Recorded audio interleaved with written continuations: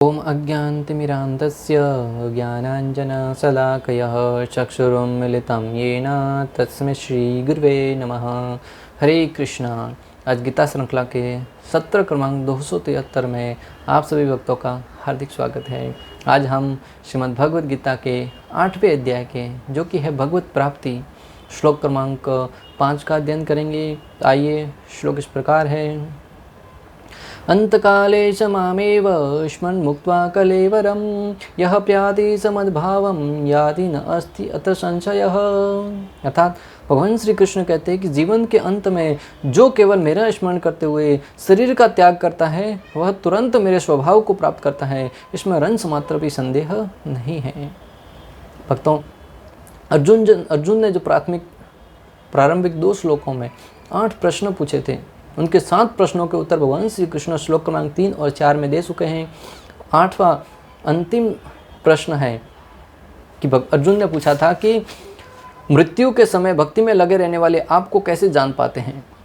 उस प्रश्न का उत्तर देते हुए भगवान श्री कृष्ण यहाँ पे कह रहे हैं कि जो जीवन के अंत में केवल मेरा स्मरण करते हुए शरीर का त्याग करता है वह तुरंत मेरे स्वभाव को प्राप्त होता है, इसमें रंस मात्र भी संदेह नहीं है। कौन कह रहा है भक्तों? स्वयं भगवान श्री कृष्ण। जब कोई बात कौन कह रहा है उसके ऊपर भी बहुत महत्व रखता है भक्तों। कोई साधारण व्यक्ति कह दे उसमें कोई परवाह नहीं, परंतु जो जिम्मेदार व्यक्ति है, जो ऊंचे पद पर स्थित है, उस व्यक्ति की बात जब कोई बोलता है ना तब उसमें वजन रहता है। साधारणतः आज के टाइम में अनेक टीका टिप्पणी करते हैं, राजनीति में हो, भौतिक क्षेत्र में हो, परंतु जब कोई ऊंचे पद पर बैठा हुआ है, प्रधानमंत्री है, मुख्यमंत्री है, उस लेवल का व्यक्ति जब कुछ बात बोले ना वो बहुत मायने रखती है। वो मात्र उस देश तक सीमित नहीं रहती, पूरे विश्व में प्रभाव डालती है। उसी भांति भौतिक जगत के नहीं, इस किसी आध्यात्मिक जगतों के नहीं, संपूर्ण ब्रह्मांड के एकमात्र मालिक भगवान श्री कृष्ण यहाँ पर बोल रहे हैं तो उनकी बात का बहुत महत्व बढ़ जाता है। तो समस्त देवता उनके अधीनस्थ है, समस्त सृष्टि है वो उनके अधीनस्थ है। और वो जब कह रहे हैं कि अगर कोई व्यक्ति मृत्यु के समय मेरा स्मरण करता हुआ जीवन त्याग देता है वह व्यक्ति निश्चित रूप से मेरे स्वभाव को अर्थात मेरे धाम को प्राप्त करता है, उसमें रंस मात्र भी संशय नहीं है। अगर कोई व्यक्ति संशय कर ले, इसलिए तो श्री कृष्ण ने इतना तक कह दिया कि इसमें कोई संशय नहीं रखना चाहिए, बिना किसी संशय के भगवान की बात पर भरोसा रखना चाहिए। जब तक हमें श्रद्धा नहीं होगी भक्तों, तब तक जीवन में एक पग भी आगे नहीं बढ़ पाएंगे। पग पग पर हमें श्रद्धा की आवश्यकता होती है। ट्रेन में बैठना है, हमें श्रद्धा रखनी होगी कि आगे ड्राइवर है कि नहीं है। अगर हम बार बार ट्रेन आएगी, हम भागेंगे, आगे ड्राइवर है देखेंगे तभी अंदर बैठेंगे, तो ट्रेन में बैठ ही नहीं पाएंगे। फ्लाइट में बैठने जा रहे हैं, देखेंगे आगे पायलट है, उसने डिग्री प्राप्त करी है कि नहीं, वो उड़ाने में सक्षम है कि नहीं। जब तक मैं जानूंगा नहीं तब तक फ्लाइट में नहीं बैठूंगा, क्या बैठ पाएंगे? जीवन में कोई भी कार्य करना है, किसी न किसी के ऊपर श्रद्धा रखनी है। होटल में खाना खाने जा रहे हैं, उसके ऊपर भी श्रद्धा रखनी पड़ती है। हो सकता है उस अंदर जहर मिलाकर खिला दे। बोलेंगे नहीं, मैं तो पूरा लैब में लेके जाकर उस भोजन को टेस्ट करूंगा, उसके बाद ही खा पाऊंगा। क्या भोजन कर पाओगे होटल में? होटल वाला धक्के मार कर भगा देगा। हर जगह हम श्रद्धा रखते हैं, एक छोटी लेके बड़े से बड़े कार्य में हर एक के ऊपर श्रद्धा रखते हुए जीवन में जीवन यापन करते हैं, परंतु जब भगवान के ऊपर श्रद्धा रखने की बात आती है तब कहते हैं कि हम तो देखेंगे नहीं, तब तक नहीं मानेंगे। क्यों भाई ऐसा दोगला व्यवहार क्यों?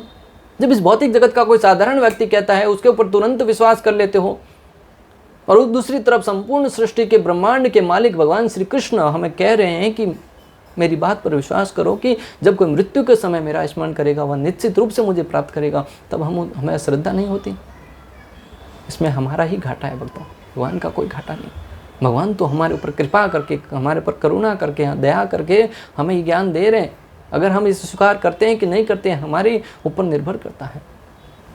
तो इस श्लोक में भगवान श्री कृष्ण है वो कृष्ण भावनामृत की महत्ता दर्शित की गई है। जो कोई भी कृष्ण भावनामृत में अपना शरीर छोड़ता है वह तुरंत परमेश्वर के दिव्य स्वभाव को प्राप्त होता है। इस श्लोक में विशेष रूप से जो कृष्ण भावनामृत है उसकी महत्ता को दर्शाया गया है। अगर कोई व्यक्ति कृष्ण भावनामृत में जीवन यापन करता हुआ अपने शरीर को त्यागता है वह निश्चित रूप से भगवान के धाम को जाता है, भगवत धाम को प्राप्त करता है। इसमें रंच मात्र भी संशय नहीं है। और प्रमाण स्वयं श्री कृष्ण भगवद गीता 8.5। स्मरण शब्द महत्वपूर्ण है। श्री कृष्ण का स्मरण मृत्यु के समय उस अशुद्ध जीव से नहीं हो सकता जिसने भक्ति में रहकर कृष्ण भावनामृत का अभ्यास नहीं किया है। भक्तों, स्मरण शब्द है वो बहुत ही महत्वपूर्ण है। अगर वह अशुद्ध व्यक्ति जिसने जीवन में कभी कृष्ण का नाम नहीं लिया है, कभी कृष्ण के भक्तों की सेवा नहीं करी है, वह व्यक्ति मृत्यु के समय साह कर भी भगवान के नाम का जप नहीं कर पाता। क्योंकि भगवान के इस कथन को सुनकर अनेक लोगों के मन में ऐसा भाव आएगा, भगवान को ठगने का भाव आएगा, धोखा देने का भाव आएगा कि जीवन के अंत में एक बार भगवान का स्मरण करने से जब भगवत धाम को प्राप्त किया जा सकता है, तो जीवन भर प्रतिदिन 16 माला जब क्यों करे, कथा का श्रवण क्यों किया जाए।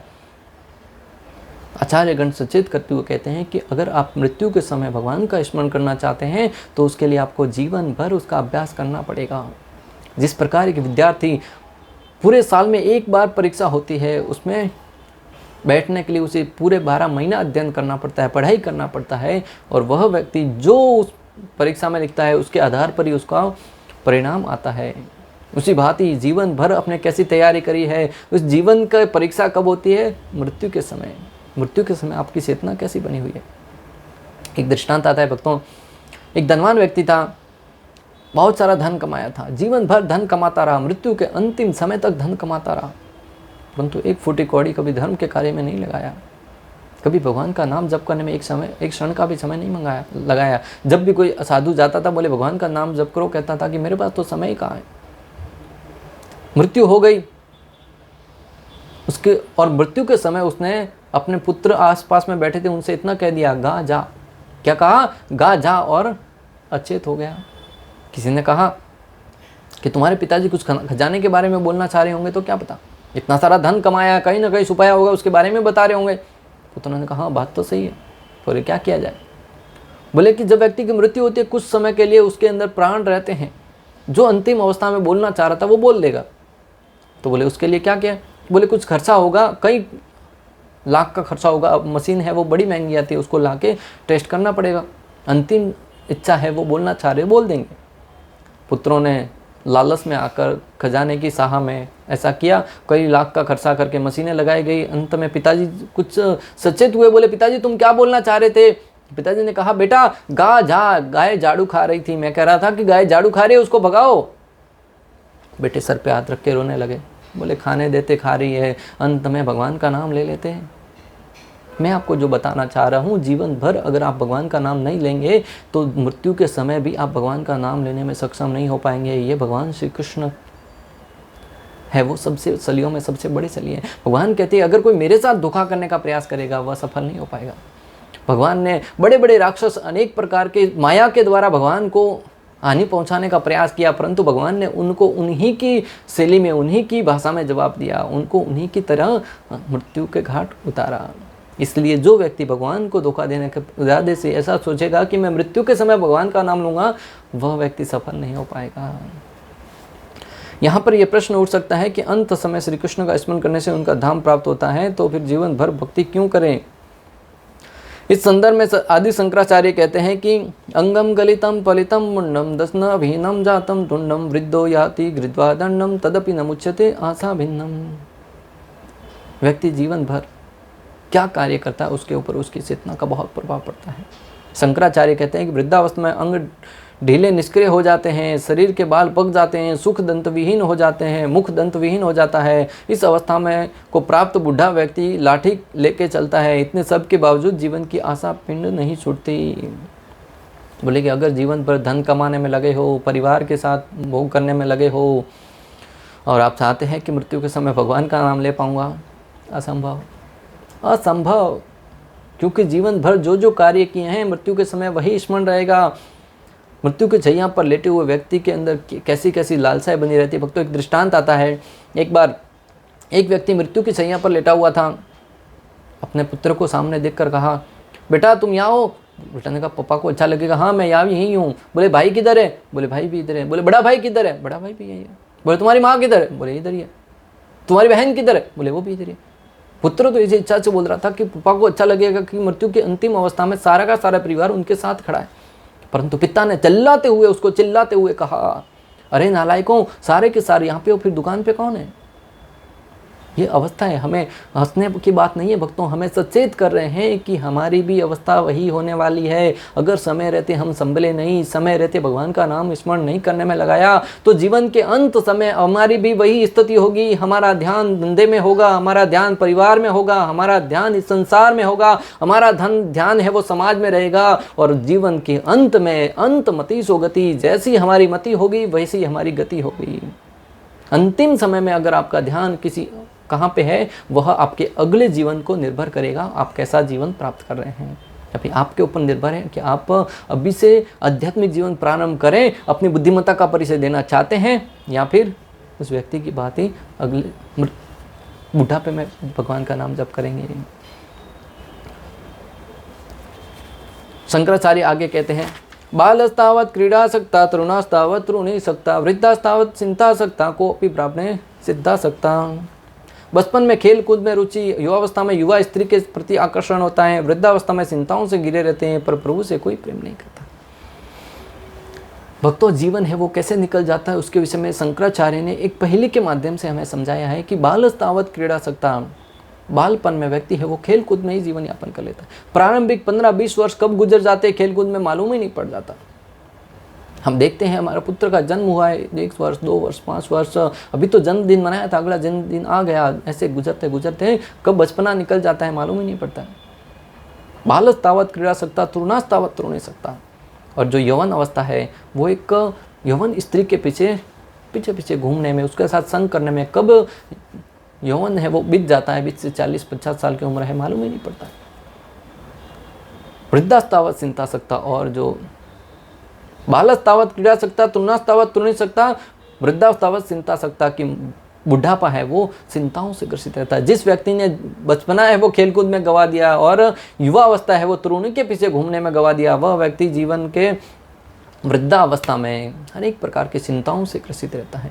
जब जीवन से कुछ चला जाता है, धन दौलत, परिवार साथ नहीं देते हैं, बच्चा साथ नहीं देते हैं, तो व्यक्ति हमेशा चिंतित रहता है और शरीर का तो अनेक प्रकार की चिंताओं से लगा ही रहता है, और व्यक्ति भगवान के नाम का जप नहीं कर पाता है। भक्तों, ये सारे के सारे श्लोक हैं वो हमें शंकराचार्य सचेत करने के लिए बता रहे हैं कि किस प्रकार हम सोचते हैं कि अगर मृत्यु के समय भगवान को स्मरण करेंगे, ये हमारा भ्रम है, क्योंकि जैसा हम जीवन निर्वाहन करेंगे मृत्यु के समय हमारा साथ वैसा ही घटित होगा। शंकराचार्य एक व्यक्ति को परम आदेश देते हुए उसके हित की बात कहते हुए कहते हैं, भज गोविंदम भज गोविंदम भज गोविंदम मूढ़ मदे, भज गोविंदम भज गोविंदम भज गोविंदम मूढ़ मदे, संप्राप्ते सन्निहिते काले नहीं नहीं रक्षति कृत करणे। कहते हैं कि हे मोह से ग्रसित बुद्धि वाले मित्र, गोविंद को भजो, गोविंद को भजो, गोविंद का नाम लो, गोविंद से प्रेम करो, क्योंकि मृत्यु के समय व्याकरण के नियम या तुम्हारा परिवार, ये समाज कोई साथ नहीं देने वाला, या धन दौलत से आपकी रक्षा नहीं हो सकती। मात्र और मात्र अगर आपकी रक्षा हो सकती है तो गोविंद के भजन से, गोविंद के नाम से। भक्तों, भगवान आदि शंकराचार्य हमें सचेत कर रहे हैं कि मात्र और मात्र गोविंद का भजन करो। एक बार नहीं, 3 बार का है, भज गोविंदम भज गोविंदम भज गोविंदम मूढ़ मदे। हे मूर्ख प्राणी, इस जीवन को धन दौलत कमाने, रुपया पैसा कमाने में, समाज में नाम ऊंचा करने में, व्याकरण के श्लोक सीखने में, अनेक प्रकार के ग्रंथों का अध्ययन करने में इस जीवन को बर्बाद मत करो। अपने जीवन में गोविंद का भजन करो, क्योंकि मृत्यु के समय ये समाज, ये परिवार, ये धन दौलत, रुपया पैसा, ये व्याकरण के नियम, ये ग्रंथों का ज्ञान, ये भी आपको काम नहीं आएगा। मात्र काम आएगा तो गोविंद का स्मरण, गोविंद का भजन। जब कोई व्यक्ति अंत समय भगवान का नाम लेता है तो भगवान श्री विष्णु के पार्षद शंख चक्र गदा पद्म धारण किए उसको स्वयं लेने के लिए आते हैं, वरना यमराज के पार्षद भयभीत खूंखार अवस्था में देखते ही व्यक्ति के अंदर से शरीर के प्राण निकल जाते हैं, और अंदर से प्राणों को खींचते समय इतना पीड़ा होता है, इतना कष्ट होता है कि वो उसमें मल मूत्र तक त्याग देता है। अगर जीवन में अच्छे से जीवन यापन किया तो ध्रुव महाराज दृष्टांत है। भक्तों, ध्रुव महाराज की जब मृत्यु आई, मृत्यु के सर पे पांव रखते हुए भगवान श्री विष्णु के द्वारा भेजे हुए विमान में उन्होंने प्रवेश किया, उसमें बैठे। प्रहलाद महाराज है, ध्रुव महाराज है, अनेक परीक्षित महाराज है, वो भगवान के दिव्य भक्ति में लीन रहने के कारण मृत्यु के समय मृत्यु के ऊपर पांव रख के उन्होंने भगवान के धाम में गए हैं। और भक्तों, आप और हम अगर जीवन भर अनेक प्रकार के लोभ लालच में लगे रहे, भौतिक भोगों में लगे रहे और आशा करते हैं कि मृत्यु समय हमारी भी वही गति हो जो उन महान संतों की हुई है, महान व्यक्तियों की हुई है, क्या ये संभव है? क्योंकि उनका दैनिक जीवन दिनचर्या अलग थी, हमारी अलग है। अगर हम भी उनकी तरफ गति प्राप्त करना चाहते तो हमें समय रहते संभलते हुए अभी से भक्ति कार्य में लगना होगा। अतः मनुष्य को चाहिए कि जीवन के प्रारंभ से ही कृष्ण भावनामृत का अभ्यास करें। अतः मनुष्य को चाहिए कि जीवन के प्रारंभ से ही कृष्ण भावनामृत का अभ्यास करें। प्रहलाद महाराज अपने जो सहपाठी है उनको ज्ञान देते हुए कहते हैं कि जीवन के प्रारंभिक अवस्था से व्यक्ति को कृष्ण भावनामृत में लग जाना चाहिए। प्रहलाद महाराज 5 वर्ष का बालक अपने सहपाठियों को ज्ञान दे रहा है भक्तों, और अगर इधर हम 25-30 वर्ष के हो गए और कहते हैं कि मृत्यु के समय हम तो भगवान को याद करेंगे, भक्ति करने का समय तो बुढ़ापा है, अभी कोई समय नहीं है भक्ति करने का। अरे जिस समय हमारा शरीर साथ नहीं देगा उस समय क्या भक्ति कर पाओगे? प्रहलाद महाराज हमें समझा रहे हैं कि जब हमारा शरीर साथ दे रहा है तभी हमें भगवान की भक्ति में लग जाना चाहिए।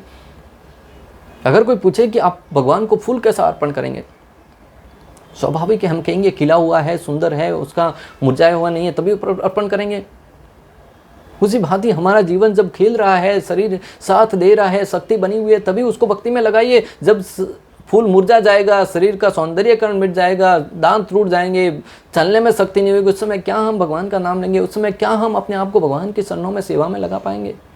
इसलिए आज हम देख रहे हैं श्रील प्रभुपाद के द्वारा प्रेरित नव जवान है, वो पूर्ण रूप से भक्ति कार्यों में लग रहे हैं। भगवान श्री कृष्ण के दिव्य ज्ञान को प्रचारित करने के लिए अपने जीवन को समर्पित कर रहे हैं।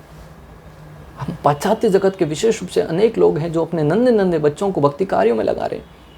धोती कुर्ता पहन के, सिखा रख के, तिलक लगा के, बहुत ही सुंदर वैष्णव वेशभूषा धारण करके भक्ति कार्य में लगा हुआ, लगता है कि ये तो साक्षात भगवत धाम से आए हुए बालक हैं। यदि जीवन के अंत में सफलता वांछनीय है तो कृष्ण का स्मरण करना अनिवार्य है। अतः मनुष्य को हरे कृष्ण महामंत्र का जप करते रहना चाहिए।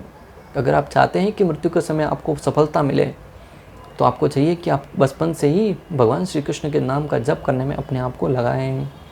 भगवान श्री चैतन्य महाप्रभु ने उपदेश दिया है, त्रिनादपि सुनिशेन तरोरपि सहिष्णुनाम अमानि न मानदेन कीर्तन्य सदा हरि। अगर आप भगवान के नाम का जप करना चाहते हैं तो इस श्लोक को बहुत ही महत्वपूर्ण है, उसको समझना होगा।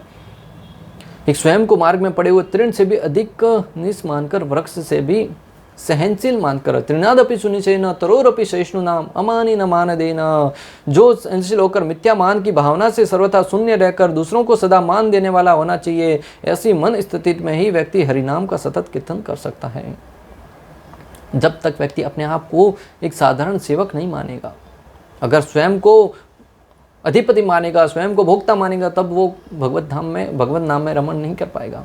क्योंकि भगवान की सत्ता को स्वीकार करना है तो हमें दास रूप में उनका स्वीकार करना होगा। अनेक प्रकार की संकट आएंगे, कष्ट आएंगे, उनको एक पेड़ की भांति सहन करना सीखना होगा।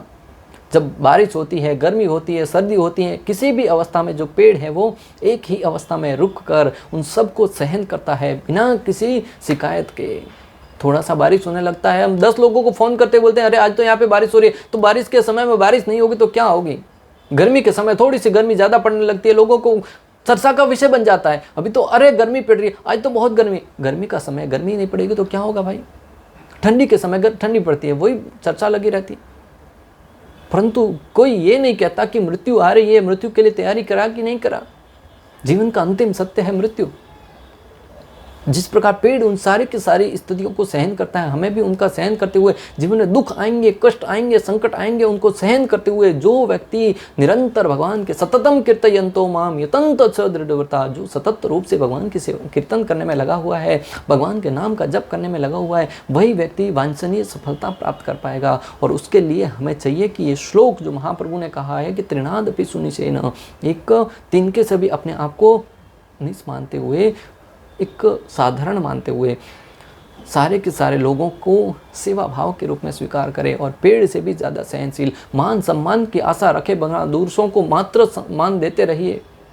और इस प्रकार जो व्यक्ति जीवन सादा जीवन, उच्च विचार, ऐसा जीवन यापन करेगा, वही व्यक्ति जीवन में सफलताओं को प्राप्त करेगा, भगवान की भक्ति को प्राप्त करेगा।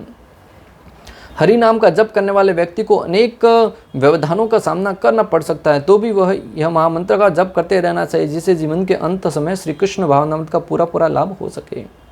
श्रील प्रभुपाद कहते हैं कि जो कृष्ण भावनामृत का पालन करता है, भगवान के नाम का जप करता है, उसे जीवन में अनेक प्रकार की समस्याओं का सामना करना पड़ सकता है, परंतु फिर भी उसे सचेत रहना होगा।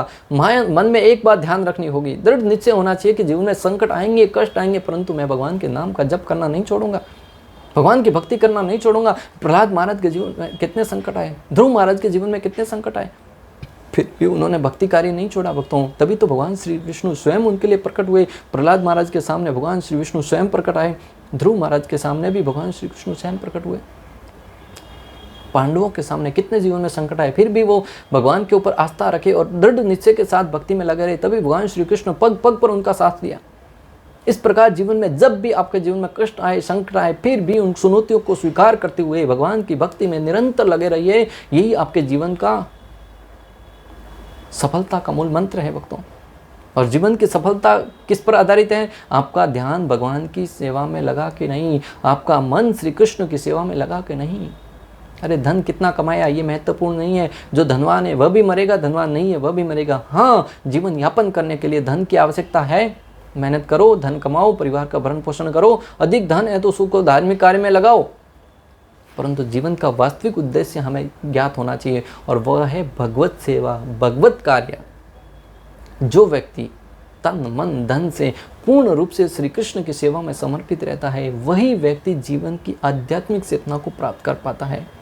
इस प्रकार श्री कृष्ण कह रहे हैं कि अंत काले समामेव। श्लोक का सार यह है कि हमें मृत्यु के समय भगवान का स्मरण करने के लिए पूरा जीवन तैयारी करनी होगी। जो व्यक्ति इस अवस्था तक आ गया कि कब कहीं थोड़ी सी चोट भी लग जाए ना, तभी वो भगवान को याद कर पाए, समझना चाहिए कि मृत्यु समय हो सकता है जब गहरी हृदय पर गहरा आघात पहुंचे, तब वो भगवान को याद कर पाएगा। इसलिए हमेशा चिंतन करते रहिए और इस अवस्था तक आइए कि जब जीवन में कुछ संकट आए, कष्ट आए, तब श्री कृष्ण का नाम हमारे मुख से निकलना चाहिए।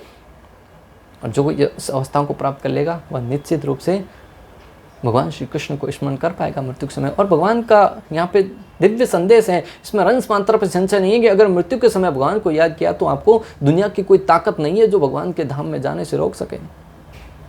इस प्रकार श्लोक क्रमांक 5 का भक्ति वेदांत तात्पर्य पूर्ण हुआ। अंत तक हमारे साथ बने रहने के लिए आप सभी का हृदयपूर्वक प्रेमपूर्वक बहुत बहुत धन्यवाद। श्रील प्रभुपाद की जय, श्री श्री राधा गोपीनाथ भगवान की जय, श्रीमद् भगवद गीता की जय। हरे कृष्ण कृष्ण कृष्ण हरे हरे, हरे राम राम राम।